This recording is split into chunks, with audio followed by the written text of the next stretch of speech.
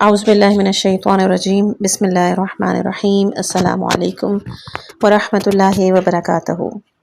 آج کی اس ویڈیو میں ہم آپ کے ساتھ شیئر کریں گے امراض روحانی کی 100 علامات۔ ایک فکر انگیز تحریر جناب سید عابد حسین زیدی کی قلم سے مکمل ویڈیو دیکھیں اور اپنی روحانی صحت کے بارے میں جانیے۔ اس کتاب کو شروع کرنے سے پہلے آپ لوگوں کی توجہ مبذول کرانا چاہوں گی ان 2 کمنٹس کے اوپر کہ جو مجھے موصول ہوئے تھے۔ ایک تو یہ تھا کہ نفس لوامہ کے اوپر اور بھی کچھ چیزیں ڈالیے، اور اس کے علاوہ ایک اور کمنٹ تھا کیونکہ یہ سب ہم جانتے ہیں کہ جب ہمارا باطن پاک ہوگا تو اللہ کی عبادت کا مزہ آتا ہے۔ انہوں نے کہا کہ اس طرح کی کتابیں اور ڈالیں، لیکن آپ لوگوں سے گزارش ہے کہ مجھے کتاب اور رائٹر کا نام اگر اس حوالے سے نفس مطمئنہ، لفظ لوامہ یا اس حوالے سے اگر کسی اور کتاب کا پتہ ہو تو مجھے ضرور بتائے گا۔ فی الحال میری نظروں کے سامنے سے یہ کتاب آئی کہ جس کا نام ہے امراض روحانی کی شناخت کی 100 علامات، تالیف ہے سید عابد حسین زیدی کی۔ بغیر کسی اور تمہید کے چلتے ہیں فوراً کتاب کی طرف۔ رسول خدا صلی اللہ علیہ وآلہ وسلم نے فرمایا، خطا کار تو سب ہیں لیکن بہترین خطا کار وہ ہے کہ جو بہت توبہ کرنے والا ہو۔ خود احتسابی چارٹ بھرنے سے پہلے اسے ضرور سنیں۔ ان 100 علامات میں سے اکثر کبیرہ گناہوں کی نشاندہی کرتے ہیں، اور اگر شدید مکروہ افعال کی نشاندہی اور کچھ ایسے مباح افعال کی طرف اشارہ کرتی ہے جو بعد میں کسی حرام کام کا پیش خیمہ بن سکتے ہیں۔ دوسرا پوائنٹ یہ ہے کہ امراض روحانی کی علامات 100 ہی کی حد تک محدود نہیں ہیں، لیکن کیونکہ مختصر کتابچے میں کوئی معین عدد ہونا ضروری تھا، اس لیے 100 کے عدد کا انتخاب کیا گیا۔ تیسرا یہ کہ یہ علامات دوسرے افراد میں نہیں بلکہ خود اپنے اندر آپ نے تلاش کرنی ہے۔ چوتھا نقطہ یہ ذہن میں ہونا چاہیے کہ اس میں باریک بینی اور اپنے نفس سے سوء ظن رکھتے ہوئے شمار کریں کہ یہی موقع ہے کہ جہاں بدگمانی جائز ہے، یعنی اپنے نفس سے بدگمان رہنا۔ پانچواں نقطہ کہ جب امراض کی نشاندہی ہو جائے تو اس کے علاج کی طرف فوری متوجہ ہوں۔ چھٹا نقطہ یہ ہے کہ ان امراض کی نشاندہی کرنے والی کہ جو 100 علامات کا ہم نے تذکرہ کیا، ان امراض پر قابو پانے کے لیے اپنے ڈاکٹر آپ خود بن سکتے ہیں، اور جو علامات آپ اپنے اندر محسوس کریں انہیں پینسل سے بلاک میں نشان زدہ اور پھر انہیں شمار کریں۔ کیونکہ آپ لوگوں کے پاس یہ کتاب موجود نہیں ہے تو جو چیزیں میں بتاؤں گی وہ آپ لکھ لیجئے گا، اور جس پیج پر آپ نے لکھا ہوگا وہاں پر پینسل سے بلاک لگا دیجئے گا۔ آخری پوائنٹ جو آپ نے ذہن میں رکھنا ہے کہ اگر آپ کا اسکور 1 سے 25 کے اندر ہوگا تو ابھی ان امراض پر قابو پانا آپ کے لیے آسان ہے، آپ کا نفس اصلاح کی جانب مائل ہے، اقدام کریں، غفلت سے کام۔ اگلا پوائنٹ ہے کہ اگر آپ کا اسکور 25 تا 50 ہے تو یہ اس بات کی نشاندہی ہے کہ امراض روحانی اندر سرایت کرتے جا رہے ہیں، اور اگر ان کے معالجے کی طرف توجہ ندی ہو سکتا ہے کہ وہ لا علاج ہو جائیں۔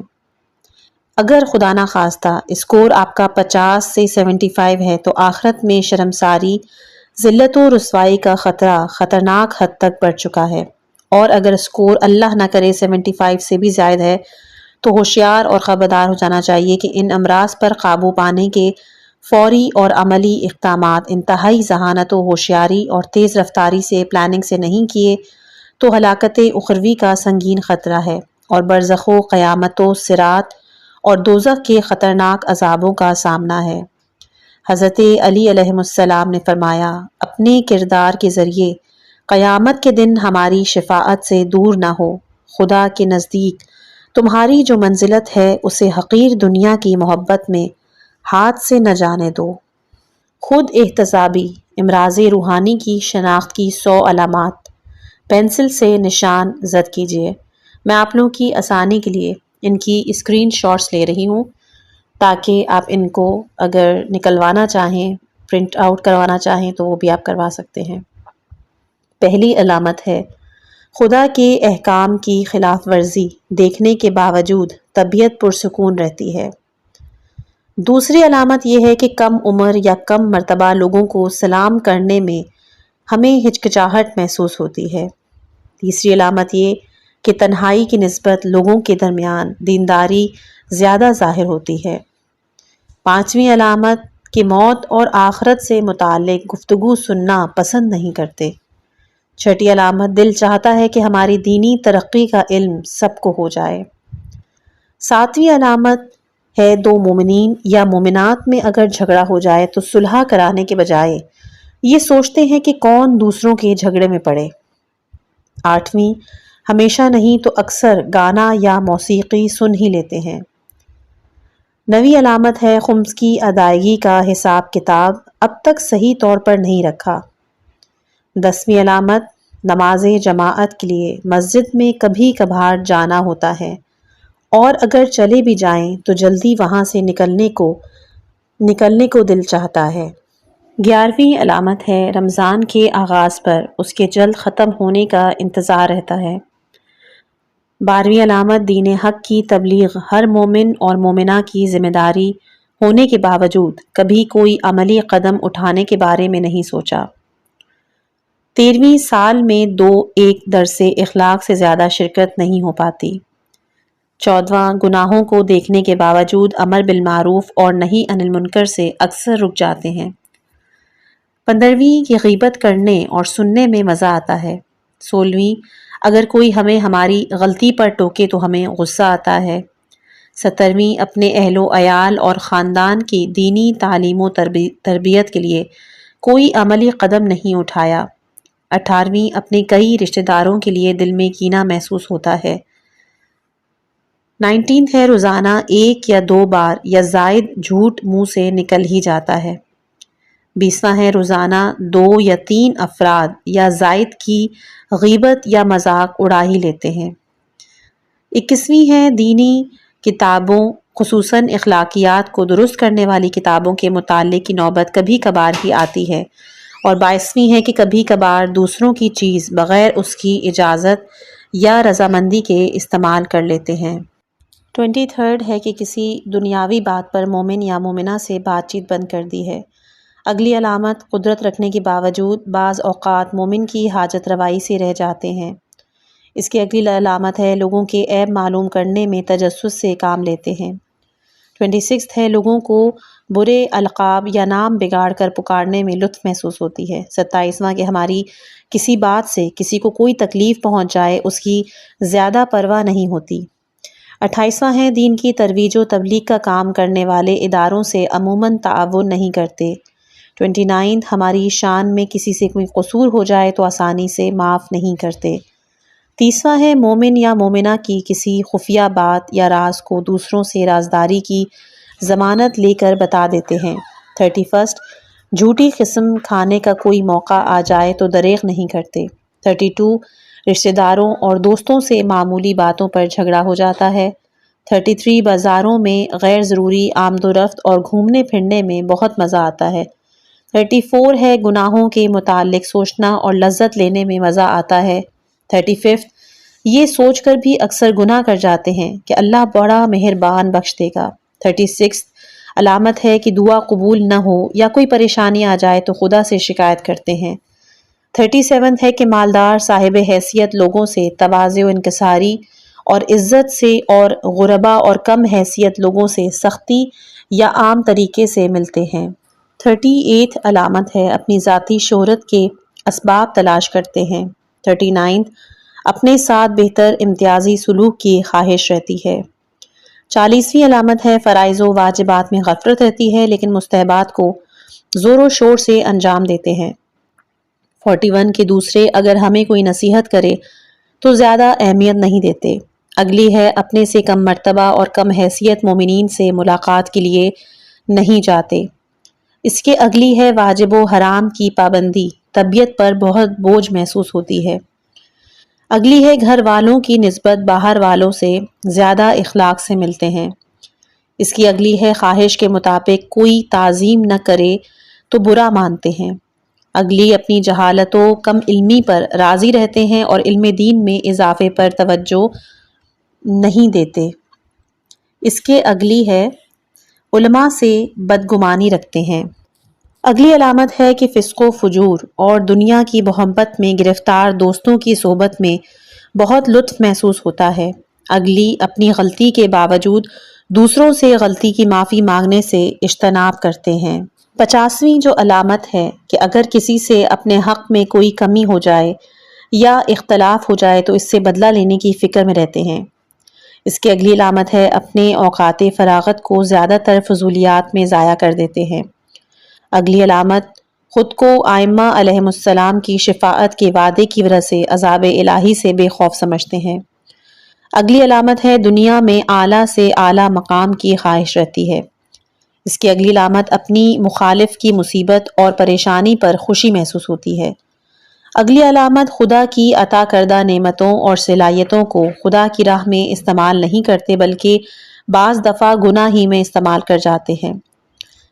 اگلی علامت ہے اکثر دوسروں کو گناہوں سے بچنے کی نصیحت کرتے ہیں مگر خود وہی عمل انجام دے دیتے ہیں۔ اگلی علامت ہے نامحرموں سے آزادانہ میل جول رکھتے ہیں۔ 58 علامت امام کی تقلید کے حکم کے باوجود یا تو تقلید ہی نہیں کرتے یا کرتے بھی ہیں تو اپنے مرجع کے مسائل معلوم کرنے کے لیے جدوجہد یا اس پر عمل نہیں کرتے۔ 59 کہ اپنی خوبصورتی، حیثیت، مقام و مرتبہ، خاندان، علم و دولت یا اولاد پر فخر کرتے ہیں۔ 60ویں علامت ہے کہ اپنی عبادات اور نیکیوں کو دوسروں کے سامنے ظاہر کرنے کے لیے طبیعت بے چین رہتی ہے۔ اگلی ہے بعض رشتہ داروں سے مکمل قطع تعلق کر لیا ہے۔ اگلی بعض لوگوں کے مقام و مرتبے یا کسی نعمت کو دیکھ کر دل میں جلن محسوس ہوتی ہے۔ دوسروں کے گناہوں کو کینسر اور اپنے گناہوں کو زکام سمجھتے ہیں۔ اگلی ہے اخلاق سوز ڈرامے اور فلمیں دیکھ ہی لیتے ہیں۔ اگلی ہے غریب رشتہ داروں کی امداد نہیں کرتے۔ اس کی اگلی علامت مومن یا مومنہ پر اکثر اوقات طنز کر جاتے ہیں۔ اگلی ہے دین محمد و آل محمد کی تبلیغ و ترویج کے لیے اپنا مال یا جسمانی اور ذہنی صلاحیتوں کو کبھی استعمال نہیں کرتے۔ اگلی ہے اخلاق خراب کرنے والی کتب یا رسائل کا مطالعہ اکثر کرتے ہیں۔ اگلی چیز ہے کہ دنیاوی کاموں کو تو فوراً کرتے ہیں اور آخرت کے امور کو مستقبل پہ ٹال دیتے ہیں۔ تلاوت قرآن کرنے کو زیادہ دل نہیں چاہتا۔ اگلی ہے گناہوں سے سچی توبہ کرنے کا کبھی کوئی جامعہ پروگرام نہیں بنایا۔ اگلی علامت ہے مال کمانے کے ذرائع میں کبھی حلال اور حرام کی فکر نہیں کی۔ اگلی ہے نماز واجب خصوصاً نماز فجر اکثر قضا ہو جاتی۔ 74 علامت ہے حج واجب ہونے کے باوجود ادائیگی میں تاخیر کرتے ہیں۔ 75 کے خلاف مزاج بات ہو جانے پر ماں باپ اور بڑوں سے بھی سختی سے بات کر جاتے ہیں۔ 76 مرد ہونے کی صورت میں داڑھی مونڈنا بہتر محسوس ہوتا ہے۔ اگلی ہے وعدہ خلافی کرنے پر بھی طبیعت پہ کوئی بوجھ محسوس نہیں ہوتا۔ اگلی علامت اپنے امراض روحانی کی شناخت، اصلاح اور علاج کے لیے وقت نہیں نکالا۔ اگلی ہے ہر وقت لگژریز دنیاوی آسائشوں کی طلب میں مصروف عمل رہتے ہیں۔ 80 ہے کہ جب غصہ آتا ہے تو زبان پر کنٹرول کرنا بہت مشکل ہو جاتا ہے۔ 81 کہ عورت ہونے کی صورت میں بن ٹھن کر زیب و زینت کے ساتھ بے پردہ گھر سے نکلنا اچھا لگتا ہے۔ اس سے اگلی علامت ہر وقت اپنے ذاتی فائدے کی فکر رہتی ہے چاہے دوسروں کا نقصان ہی کیوں نہ ہو جائے۔ اگلی علامت کسی مومن یا مومنہ کی طرف سے تکلیف پہنچ جائے تو بددعا دینے سے بھی نہیں چوکتے۔ اگلی علامت ہے زیادہ غصہ آ جائے تو گالیاں دینا یا نازیبا کلمات کہنے سے بھی گریز نہیں کرتے۔ اس کی اگلی علامت اپنی عبادات و اعمال کو شریعت کے مطابق بنانے میں باریک بینی سے کام نہیں لیتے۔ 86 علامت ہے موت، برزخ، صراط، میزان، جنت و جہنم اور آخرت کے متعلق معلومات بڑھانے کا زیادہ شوق نہیں۔ اگلی علامت اپنے نظریات، عقائد اور معلومات کے سامنے دوسروں کی رائے کی کوئی اہمیت نہیں دیتے، ان کی لا علمی اور جہالت کا رونا روتے رہتے ہیں۔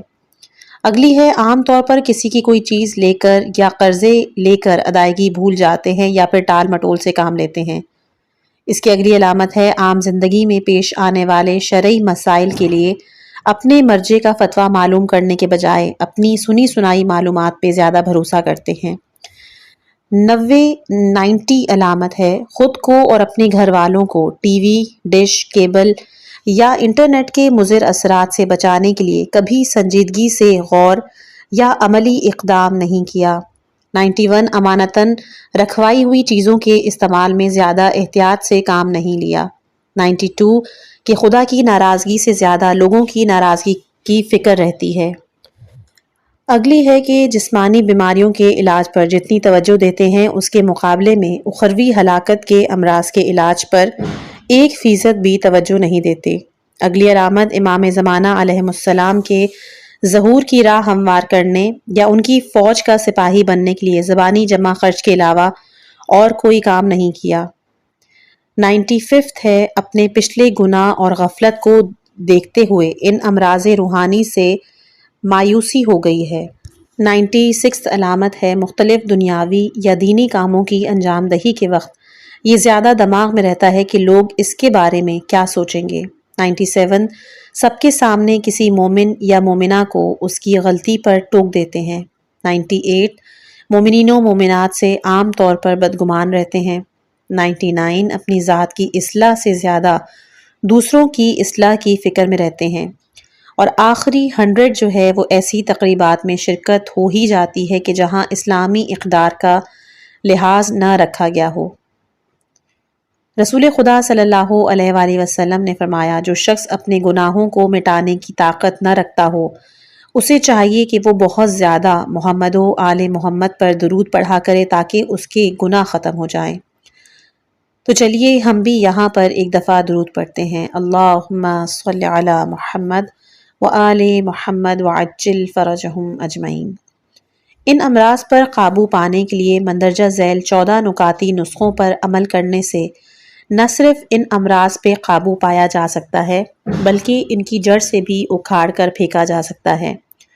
پہلا ہے خدا سے رو رو کے دعا کرنا، دوسرا سچی توبہ، تیسرا ہے عزم و ارادہ، چوتھا ہے بلند ہمتی، پانچواں مسلسل کوشش، چھٹا ائمہ علیہم السلام سے توسل، ساتواں ہے مخلوق خدا کی خدمت، آٹھواں کتب اخلاق کا مطالعہ، نویں ہے نیک لوگوں کی صحبت، دسواں ہے گناہوں سے بچنے کی نیت سے صدقہ، 11واں زیادہ تر اوقات میں باوضو رہنا، 13واں عمل ہے حصول علم دین اور تبلیغ دین کا، 12واں ہے درود و تسبیحات اور تلاوت قرآن، اور 14واں ہے گناہ کے مقامات سے دوری اختیار کرنا۔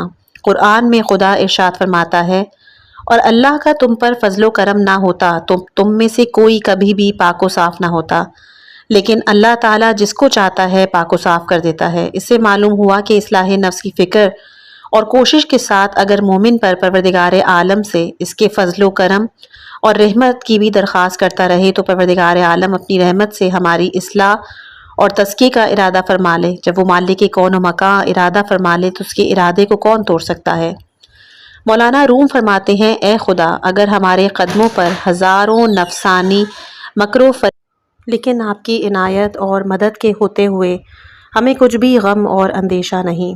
رسول خدا صلی اللہ علیہ وآلہ وسلم نے فرمایا اللہ کو توبہ کرنے والے مومن مرد اور مومنہ عورت سے بڑھ کر کوئی اور محبوب نہیں۔ امام علی علیہ السلام نے فرمایا کہ جسے توفیق توبہ عطا ہوگی وہ قبولیت سے محروم نہیں رہے گا۔ یاد رکھو جنت کو تم بغیر تقوی کے حاصل نہیں کر سکتے۔ حضرت علی علیہ السلام۔ جہنمی مرد، 3 قسم کی صفات ایسی ہیں کہ اگر وہ کسی مرد میں پائی جائیں تو اسے جہنمی کہنے میں کوئی حرج نہیں، ظلم، بزدلی، بخل۔ اور جہنمی عورت اسی طرح 3 صفات ایسی ہیں کہ اگر کسی عورت میں پائی جائیں اسے بھی جہنمی کہنے میں کوئی حرج نہیں، بد کلامی، تکبر اور فخر۔ یہ امام جعفر صادق علیہ السلام کی حدیث ہے۔ امام علی علیہ السلام فرماتے ہیں غفلت اور غرور کا نشہ شراب کے نشے کی نسبت دیر سے دور ہوتا ہے، ان لوگوں میں شمار نہ ہونا۔ امام علی علیہ السلام نہج البلاغہ میں ہے کہ جو عمل کے بغیر ثواب آخرت کی امید رکھتے ہیں امیدوں کو طول دے کر توبے کو تاخیر میں ڈال دیتے ہیں۔ صالحین سے محبت تو رکھتے ہیں مگر ان کے عمل کے مطابق عمل نہیں کرتے، گنہگاروں سے دشمنی رکھتے ہیں مگر ہیں خود بھی گنہگار، مرنے سے ڈرتے ہیں مگر عمل کا موقع ہاتھ سے نکل جانے سے پہلے اقدام عمل نہیں کرتے، دوسروں کو ذرا ذرا سے گناہ کی سزا سے ڈراتے ہیں، خود اپنے عمل سے بھی زیادہ جزا کی امید رکھتے ہیں۔ جو کچھ فانی ہے اس پر جان لڑاتے ہیں مگر جو باقی ہے اس سے جی چراتے ہیں، نفع کو نقصان اور نقصان کو نفع سمجھتے ہیں۔ خدا سے دعا ہے کہ ہمیں ہر قسم کی روحانی بیماریوں سے محفوظ فرمائے، ہمارے دلوں کو نور ایمان سے منور کرے اور ہمیں اپنی رضا کے راستے پر قائم رکھے۔ ویڈیو پسند آئی ہو تو لائک اور سبسکرائب ضرور کیجیے گا۔ دعاؤں میں یاد رکھیں۔ والسلام علیکم ورحمۃ اللہ وبرکاتہ۔